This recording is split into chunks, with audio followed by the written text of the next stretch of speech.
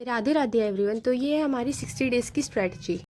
अगर हम लोग कंपैरिजन करते हैं 2023 में किस किस सब्जेक्ट से किस किस टॉपिक से कितने ज़्यादा क्वेश्चंस पूछे गए हैं, तो इंग्लिश का ये ऑल शिफ्ट का एनालिसिस है 2023 का, जिसमें कि हमारे आरसी से 8 to 10 क्वेश्चंस आए हैं, जिसमें कि 2-3 वोकैब रिलेटेड थे। एरर डिटेक्शन से 4 क्वेश्चंस आए हैं। फिलर क्लोज टेस्ट के 5 क्वेश्चंस आए हैं। वर्ड रिप्लेसमेंट से 3 से 4 क्वेश्चन आए हैं। उसके साथ डबल फिलर्स भी आए हैं कुछ कुछ शिफ्ट में। उसके साथ जो सेंटेंस वाले हैं, सेंटेंस के जो रीअरेंजमेंट है उससे अप्रॉक्स आए हुए हैं 5 क्वेश्चन। फ्रेज रिप्लेसमेंट से आए हैं 4 क्वेश्चन। मैच द कॉलम से 3 क्वेश्चन। तो अगर हम लोग ये चीज़ का एनालिसिस देखते हैं, 2023 का वेटेज देखें, तो जो रीडिंग कंप्रीहेंशन और जो वोकैब का पार्ट है काफ़ी ज़्यादा महत्व रखता है आपके एग्जाम में। जैसे कि मैंने आपको पहले बताया, द हिंदू न्यूज़पेपर पढ़ोगे जब उसमें कुछ भी वोकैब मिल रहा है वो आप गूगल करके उसको समझोगे, उसका मीनिंग क्या है, कैसा क्या है।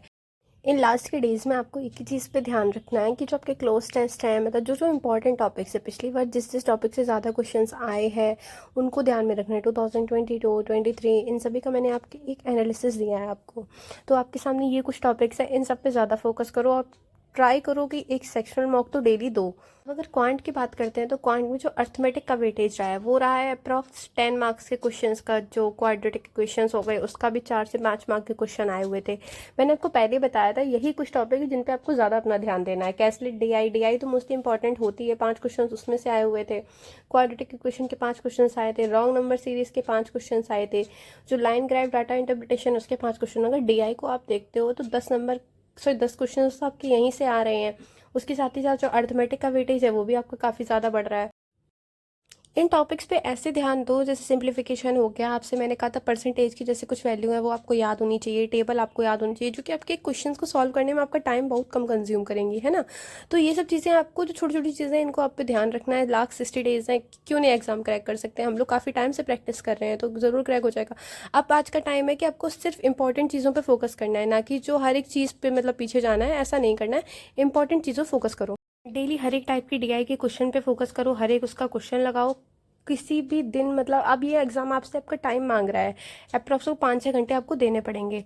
अब रीजनिंग की अगर बात आती है, रीजनिंग में अल्फ़ाबेटिक न्यूमेरिक सीरीज़ का वेटेज जो रहा है 5 क्वेश्चंस का रहा है। ब्लड रिलेशन के 3 क्वेश्चन, कोडिंग डिकोडिंग 1 से 2, डाटा सफिशिएंसी का 1 से 2 क्वेश्चन, डायरेक्शन सेंस टेस्ट जो कि इतना सिंपल टॉपिक है उससे 4 क्वेश्चंस आ रहे हैं। 4 क्वेश्चंस आ रहे हैं मतलब कि 4 मार्क्स तो आपके ऐसे ही आ जाएंगे। इनइक्वालिटी बहुत सिंपल होता है। मिसलेनियस भी 3 क्वेश्चन आ रहे। पजल की जैसे मैंने 1000 क्वेश्चन की पीडीएफ आपको दी हुई थी, इसलिए ही दी हुई थी क्योंकि पजल बहुत ज़्यादा इंपॉर्टेंट है। प्रीवियस ईयर में इतनी ज़्यादा पूछी जाती है, सिर्फ पजल्स के क्वेश्चन आते हैं। सीटिंग अरेंजमेंट के डायरेक्ट 5 क्वेश्चन आ रहे हैं। स्लॉक्स के 4 से 5 क्वेश्चन आ रहे हैं। तो ये चीज़ें बहुत ज़्यादा इंपॉर्टेंट हो जाती हैं। सभी चीज़ों को आपको अपने ध्यान में रखना है कि आप कैसे इन क्वेश्चन को सॉल्व करोगे।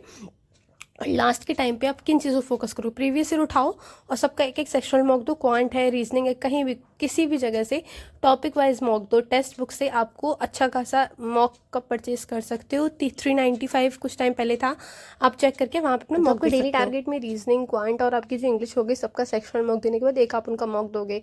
छोटी छोटी चीज़ों को ध्यान रखोगे। डेली टू डू लिस्ट में अगर आप रखोगे, जो आपको स्क्वायर्स याद होने चाहिए, क्यूब याद होने चाहिए, रेशियो, परसेंटेज याद होने चाहिए और वाइस वर्सा जो कुछ भी होता है वो सब चीज़ें आपको मैथ्स में ऐसे रिटे होनी चाहिए, कोई भी पूछो।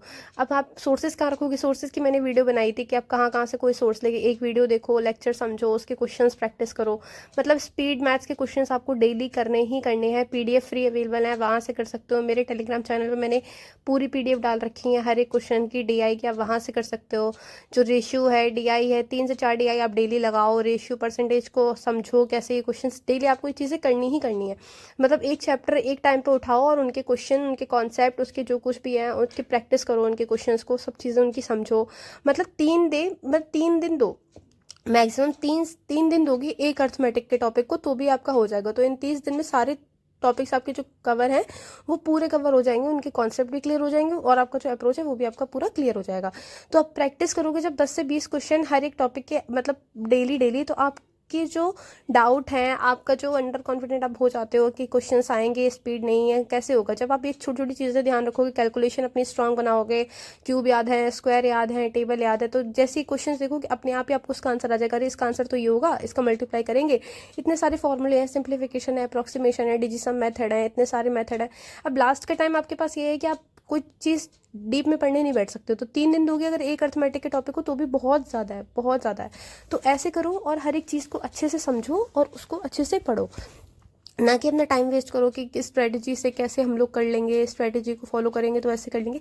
अपने खुद का दिमाग लगाओ कि मतलब कि अगर छोटी छोटी चीज़ें हम लोग ध्यान रखेंगे, और अगर एक टॉपिक को हम लोग 3 दिन दे रहे हैं अर्थमेटिक में, जैसे कि जिसका जिसका वेटेज ज़्यादा है, डायरेक्शन सेंस टेस्ट का अगर वेटेज ज़्यादा है तो उसको हम लोग इतना टाइम दे रहे हैं, तो एग्जाम में जब आएगा तो किस टॉपिक से मतलब किस फॉर्म में क्वेश्चन आएंगे, प्रीवियस ईयर देख लिए हैं आपने, डीआई समझनी है, ऐसी डीआई आएंगे, सिर्फ नंबर ही तो चेंज होंगे ना। पजल आएंगी, पजल का आपको पता है स्क्वायर वाली कैसी है, सर्कल वाली कैसी है, रेक्टेंगल वाली कैसी है, नॉर्थ साउथ फेस डायरेक्शन वाली कैसी है।